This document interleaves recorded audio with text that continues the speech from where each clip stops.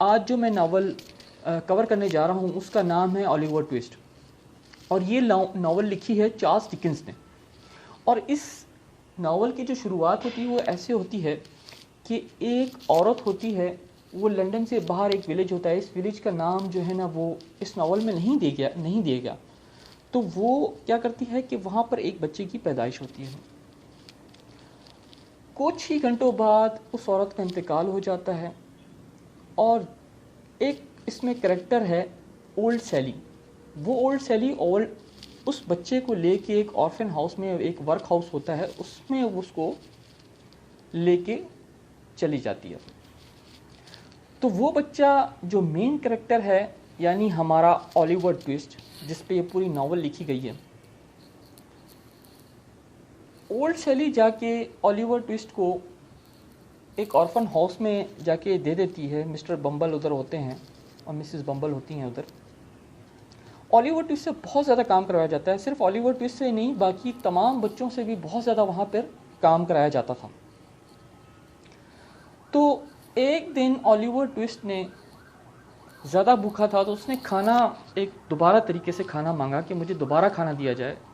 तो मिस्टर बम्बल बहुत गुस्से में आया, तैश में आ गया, और उसने ये कहा कि मैं इसको जो है ना वो यहाँ नहीं रहने दूंगा, क्योंकि ये बार बार खाना मांगता है। तो उनके कानून के मुताबिक वो जो खाना मांगेगा उसको वो क्या करते थे, वहाँ पर बेच देते थे।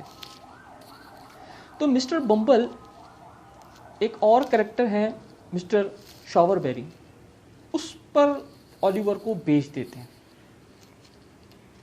जो शॉवरबेरी होते हैं वो एक ट्रेडमैन होते हैं, वो कारोबार करते हैं कॉफिन्स वगैरह का। वो क्या करता है, दिन भर ओलिवर से काम करवाता है, और रात को एक अंधेरा कमरा होता है जिसमें कॉफिन्स वगैरह रखे होते हैं, वो उसको उसमें सोने की इजाज़त देता है, और ओलिवर ट्विस्ट वहीं सोता है बड़ा डर डर के। इसमें एक कैरेक्टर होता है मिस्टर शॉवरबेरी के घर में एक लड़का, यंग लड़का है, वो रहता है, उसका नाम है नोहा क्लेपोल। और वो ओलिवर ट्विस्ट को एक दिन उसकी वालदा के बारे में बहुत कुछ गलत कह देता है। तो ओलिवर ट्विस्ट बड़ा तैश में आता है, वो उसको, नोहा क्लेपोल को इतना ज़ोर से मारता है कि नोहा क्लेपोल जो है ना वो खून खून हो जाता है, और उसका वो बेचारा जो है ना बस वो जाके मिस्टर शॉवरबेरी जो उसका मालिक होता है उसको जाके वो शिकायत लगाता है। मिस्टर शॉवरबेरी, मिस्टर बम्बल जिन्होंने बेचा होता है, पहले भी मैंने आपको बता चुका हूँ, वो बुलाते हैं, और उनके सामने मिस्टर शॉवरबेरी ओलिवर ट्विस्ट को बहुत ज़्यादा मारते हैं।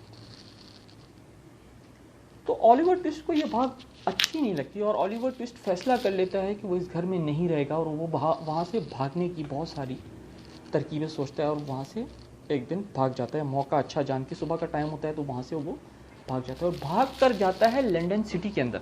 अब तो मैंने आपको बताया था ना कि वो विलेज के अंदर रह रहा था, लेकिन वो चला जाता है लंदन सिटी के अंदर। वहाँ पर जाता है तो उसको एक यंग, अच्छा, वेल ड्रेस एक लड़का मिलता है, उसका नाम होता है आर्टफुल डॉजर। वो एक चोर होता है। वो ओलिवर से पूछता है क्या तुम भूखे हो और तुम्हारे पास रहने की कोई जगह नहीं? तो वो उसको अपने मालिक के पास ले जाता है जिसका नाम होता है फैगिन। और फैगिन उन बच्चों से चोरी का काम करवाता था, और उसके पास सिर्फ ओलिवर ट्विस्ट नहीं, बल्कि आर्टफुल डॉजर नहीं, बल्कि और भी बहुत सारे बच्चे थे जो उनको जेब को तरना सिखाता था, उनको चोरी करना सिखाता था। तो फैगिन खुद ज़ाती तौर पर वो सोच रहा था कि मैं ओलिवर ट्विस्ट को चोर बनाऊंगा। वो खुद से ओलिवर ट्विस्ट को तरीके बताता है चोरी करने के। वो क्या करता है, एक दिन ओलिवर ट्विस्ट को आर्टफुल डॉजर के साथ और एक कैरेक्टर और है चार्ल्स बेट्स, इस दो लड़कों के साथ ये बेचता है ताकि ओलिवर ट्विस्ट चोरी करना सीख सके। तो जो आर्टफुल डॉजर होता है वो एक बूढ़े शख्स के पास चला जाता है, मिस्टर ब्राउनलो। ये भी आगे जाके एक कैरेक्टर शुरू होंगे। वो आर्टफुल डॉजर इसकी जेब काटने की कोशिश करता है कि पीछे से एक और शख्स वही सारा नज़ारा देख रहा होता है, और आर्टफुल डॉजर और बेट्स को वो देखता है, लेकिन जो ओलिवर ट्विस्ट होता है वो वहाँ पर मौजूद नहीं होता। तो वो उनसे काफ़ी दूर खड़ा होता है ओलिवर ट्विस्ट। तो ये चोर चोर चोर का शोर मचाता है, और लोग इनके पीछे भागना शुरू हो जाते हैं। लाज़मी बात थी कि वो बहुत ज़्यादा एक्सपर्ट थे, बेट्स और आर्टफुल डॉजर। वो क्या करते हैं कि वहाँ से भाग जाते हैं, क्योंकि एक्सपर्ट होते हैं भागने में। ऑलिवर ट्विस्ट बेचारा नया नया होता है, तो वहाँ से भाग नहीं सकता। ऑलिवर ट्विस्ट को एक शख्स भागते हुए बहुत ज़ोर का मुक्का मारता है और ऑलिवर ट्विस्ट बड़ा ज़ख्मी हो जाता है और वहाँ पर बेहोश हो जाता है।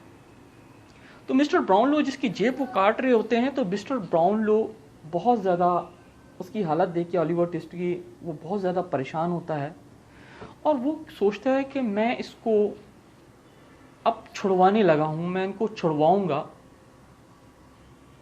इन लोगों के चुंगल से, और उनको लेके जाऊँगा मैं अपनी घर पे, और उसको जो है ना वो एक तरबियत भी दूंगा इनकी। मिस्टर ब्राउनलो उसको अपने घर ले जाते हैं। इसमें एक कैरेक्टर और आप समझ लीजिए तो आपके लिए जो है ना बहुत आसानी हो जाएगी। इसमें एडवर्ड मॉन्क्स है। एडवर्ड मॉन्क्स एक ऑलिवर ट्विस्ट का एक स्टेप ब्रदर होता है। तो वो क्या करता है कि फैगिन को कुछ रिश्वत देने की कोशिश करता है कि आप इस ऑलिवर ट्विस्ट के पेरेंट्स के बारे में या कुछ और किसी को मत बताना। ये इस तरह उसको लालच दे देता है। तो होता यह है कि मिस्टर ब्राउनलो ऑलिवर ट्विस्ट को अपने घर ले जाते हैं और वहाँ पर वो उनको रखते हैं और उनकी तीमारदारी वगैरह भी करते हैं। एक दिन ऑलिवर ट्विस्ट को मिस्टर ब्राउनलो बाहर भिजवाते हैं कि वो कुछ किताबें हैं वो बुक सेलर को दे के आ जाए। वो जाके ऑलिवर ट्विस्ट को कुछ पैसे भी देते हैं, बुक्स भी देते हैं कि जाओ तुम इसको रिटर्न करके आ जाओ बुक्स को।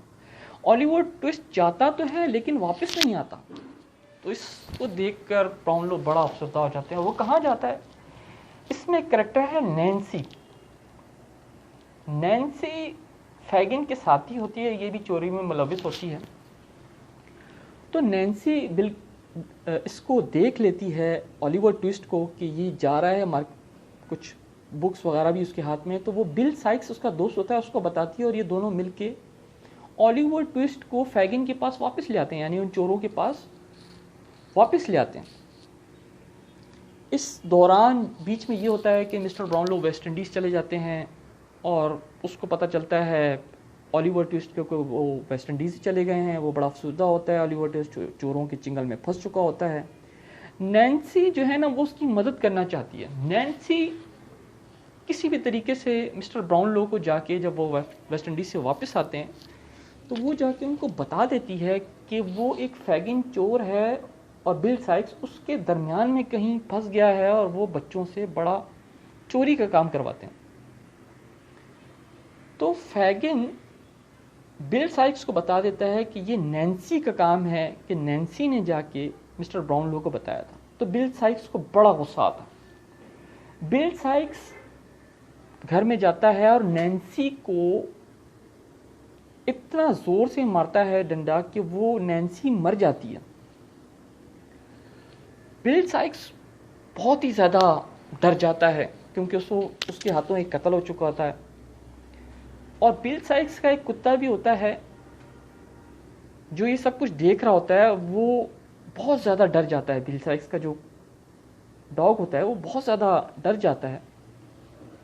तो बिल साइक्स एक तैयार कर लेता है कि वो अब इस कुत्ते को भी मार देगा। वो एक भारी पत्थर लेता है, उसको रस्सी से बांधता है और कोशिश करता है कि वो कुत्ते के गले में डाल के उसको एक दरिया में फेंक दे।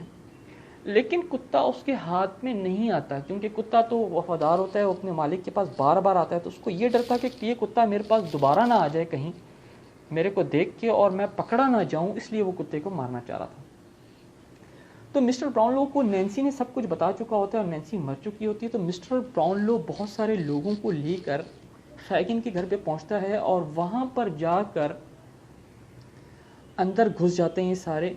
तो बिल साइक्स डर जाता है, फैगिन भी जो है ना वो अंदर छुप जाता है, लेकिन फैगिन पकड़ा जाता है। बिल साइक्स एक पिस्टल होती है उसके पास, वो लेके ऑलिवर ट्विस्ट को एक छत पर चढ़ जाता है, उस घर की छत पर चढ़ जाता है रस्सी के ज़रिए।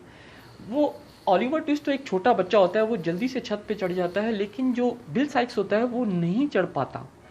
तो वो ऑलिवर ट्विस्ट को कहता है कि तुम रस्सी फेंको मुझे, मैं जो हूँ ना वो ऊपर चढ़ूँगा। तो वो एक हाथ में पिस्टल होती है तो एक हाथ से रस्सी संभाल नहीं पा रहा होता, वो अपने गले में डालता है, इस तरह वो फिसलता है और वो गली उसके रस्सी में चली जाती है, गले में चली जाती है और वो हैंग हो जाता है।